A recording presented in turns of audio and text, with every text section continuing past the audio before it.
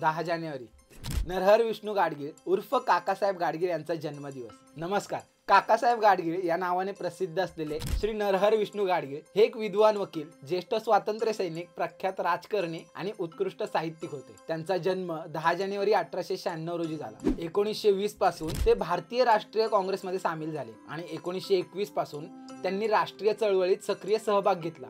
या सहभागासाठी त्यांनी सत्ताधारी ब्रिटिश सरकारकडून 8 वेळा तुरुंगवास भोगला। नरहर विष्णू गाडगीळ हे 1930 च्या दशकात महाराष्ट्रातील सामाजिक सुधारणा चळवळीमध्ये अग्रणी होते। 1930 मध्ये सुरू झालेल्या सविनय कायदेभंगाच्या चळवळी दरम्यान त्यांची महाराष्ट्र सविनय कायदेभंग समिती आणि पुणे युद्ध परिषदेसाठी नेते म्हणून निवड करण्यात आली। 1947 ते 1952 दरम्यान नरहर विष्णू गाडगीळ यांनी स्वतंत्र भारताच्या पहिल्या केंद्रीय मंत्रिमंडळात मंत्री म्हणून काम केले। गाडगीळ यांनी 1958 ते 1962 पर्यंत पंजाबचे राज्यपाल म्हणून काम केले। इतकंच नाही तर त्यांनी राजकारण, अर्थशास्त्र, कायदा आणि इतिहासावर अनेक पुस्तके आणि लेख लिहिले। मराठी साहित्यातील त्यांच्या महान योगदानाबद्दल त्यांची 1962 मध्ये मराठी साहित्य संमेलनाच्या अध्यक्षपदी निवड झाली। नरहर विष्णू गाडगीळ यांच्या सन्मानार्थ भारतीय टपाल व तार विभागाने 1985 मध्ये एक स्मरणार्थ टपाल तिकीट जारी केले।